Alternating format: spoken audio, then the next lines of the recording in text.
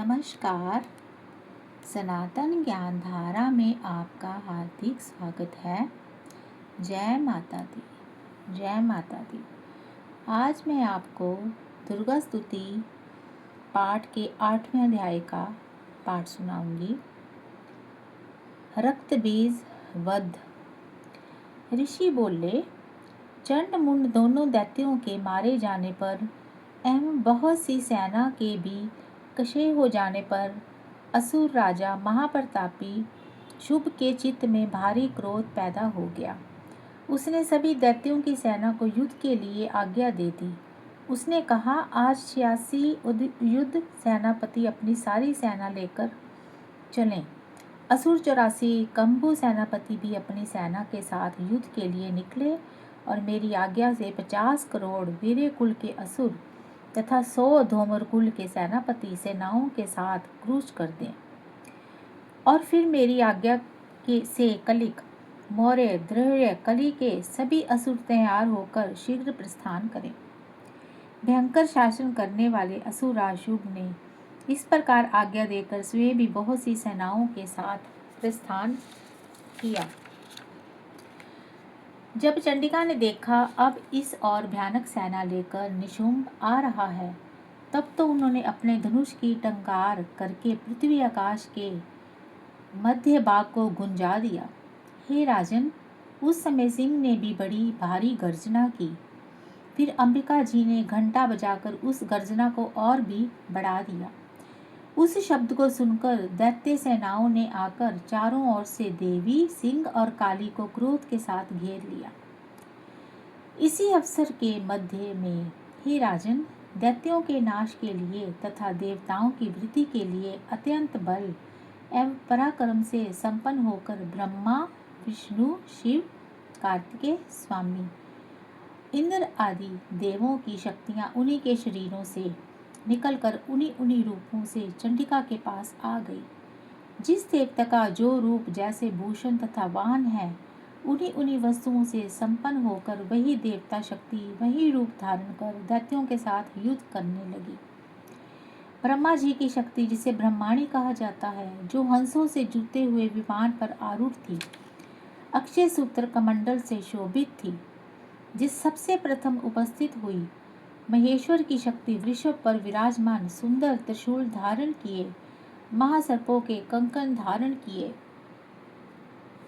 मस्तक पर चंद्र रेखा सुशोभित थी। ब्रह्मतेश्वरी शक्ति आई। कार्तिक स्वामी की शक्ति हाथ में शक्ति लिए मोर पर अरुण ग्रह रूपणी कुमारी अंबिका शक्ति दैत्यों से युद्ध करने आई। वैसे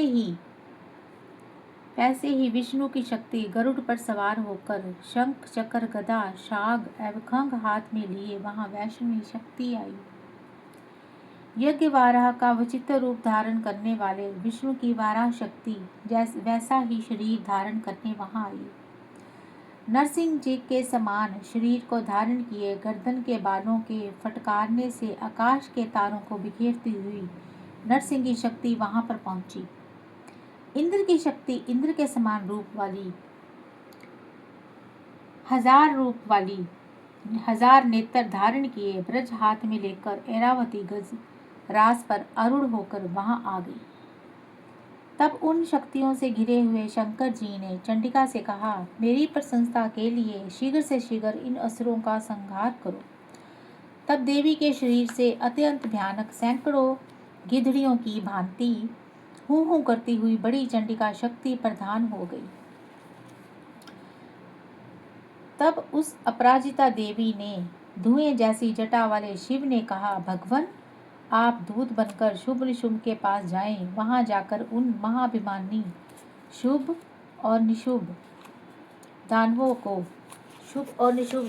को तथा युद्ध में आए हुए दूसरे दानवों को भी कहें कि हे दानवों, यदि तुम लोग जीना चाहते हो तो त्रिलोक का राज्य इंद्र प्राप्त करें, सभी देवता यज्ञ भाग पाएं और तुम लोग पाताल में चले जाओ। यदि तुम्हें कुछ बल का अभिमान हो और युद्ध की अभिलाषा हो तो आ जाओ, ताकि तुम्हारे मांस से मेरी गिदड़ियां तृप्त हो जाएं। इस दूत रूप में स्वयं शिव को ही देवी जी ने नियुक्त किया। वे शक्ति संसार में शिवदूती नाम से विख्यात हुई।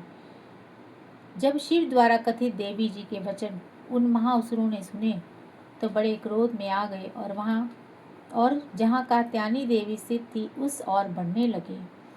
वहाँ कुपित होकर उन देवशस्त्रों ने बाण, शक्ति, दृष्टि आदि आयुधों से देवी जी पर पहले वर्षा करना आरंभ कर दिया।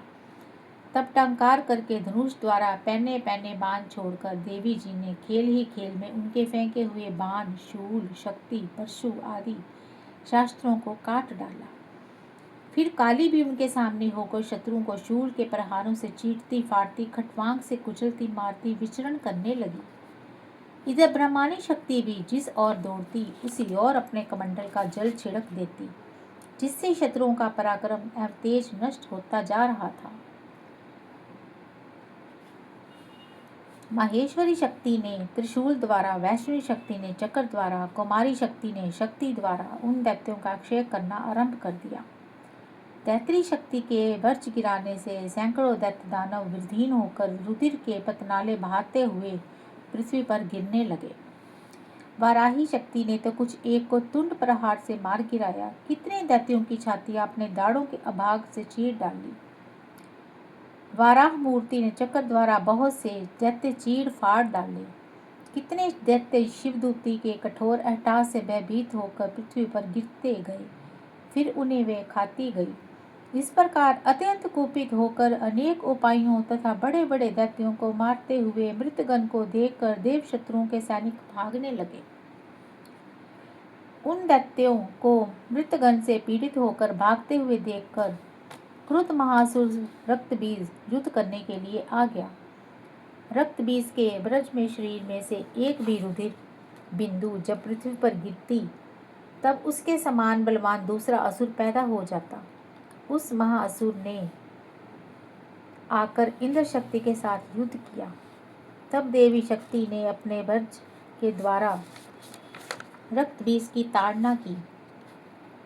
रच के लगते ही उसके शरीर से बहुत से योद्धा पैदा हो गए, जिनको रूप पराक्रम रक्त बीज के समान था। जितनी भी रक्त की बूंदें शरीर से गिरती थी उनके उतने ही उसके सदृश बलवीर्य पराक्रमी पुरुष उत्पन्न हो गए।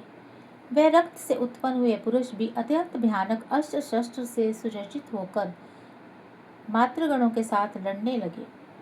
फिर इंद्री ने वज्र से उसका सिर क्षत कर दिया। इससे रुधिर बह उठा। तब हजारों पुरुष उस रुधिर से पैदा हो गए।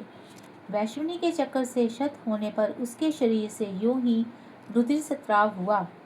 उससे हजारों उसी के समान महाअसुर पैदा हो गए, जिनसे संपूर्ण जगत भर गया। कौमारी ने शक्ति से उसे मारा, वराही ने तलवार से, महेश्वरी ने महाअसुर रक्त बीज का त्रिशूल से हनन किया। उस दैत्य ने भी गदा द्वारा अब सभी मातृगणों को पृथक पृथक मारा। इस समय रक्त बीज बड़े क्रोध में समाविष्ट था। शक्ति शूल आदि आयुधों से कई बार विकसित होने पर उसके शरीर से रक्त प्रवाह के पृथ्वी पर गिरते ही सैकड़ों असुर उत्पन्न हो चुके थे। दैत्य के रुद्र से उत्पन्न हुए उन असुरों से सारा जगत व्याप्त हो गया। देवताओं को डरा एवं उदास देखकर शीघ्र ही चंडिका ने काली से कहा, चामुंडा, अपना मुख तुम अधिक विस्तार से फैला लो। मेरे शस्त्रों के प्रहार से गिरते हुए रुधिर बिंदु और बिंदुओं से उत्पन्न महादैत्यों को अपने वेगवान मुख द्वारा खाती जाओ और युद्ध भूमि में रुधिरोपन इन महादैत्यों का भक्षण करती जाओ। इस प्रकार कहकर चंडिका ने रक्त बीज पर त्रिशूल से प्रहार किया। फिर काली ने रक्त बीज का रुधिर मुख से ग्रहण कर लिया। उस दैत्य ने भी चंडिका पर गदा चलाई, किंतु उस गदापद द्वारा चंडिका को कुछ भी वेदना न हुई। रक्त बीज के क्षत विक्षत शरीर से जो बहुत सा रुधिर गिरने लगा उसे चामुंडा मुख द्वारा पीती गई। जय काली मां, जय काली मां। और जो रक्तपात से दैत्य उत्पन्न हो गए थे उन्हें भी मुख में डालती गई। इस प्रकार चामुंडा ने सभी दैत्य खा डाले और रक्त बीज का रुधिर भी पी डाला। तब देवी ने शूल, ब्रज, तलवार, शिष्ट आदि आयुधों से हीन उस महासुर रक्त बीज को मारा। शस्त्र समूहों से आहत होकर वह पृथ्वी पर गिर पड़ा। हे राजन, रुधिर तो उसका चामुंडा ने ही पी लिया था। उसकी मृत्यु होने पर देवता प्रसन्न हुए। मातृगण उसके रुधिर पान के मद में उत्पन्न होकर नृत्य करने लगे। जय माता, जय माता, जय काली माँ, जय काली कलकत्ते वाली माँ, जय माता।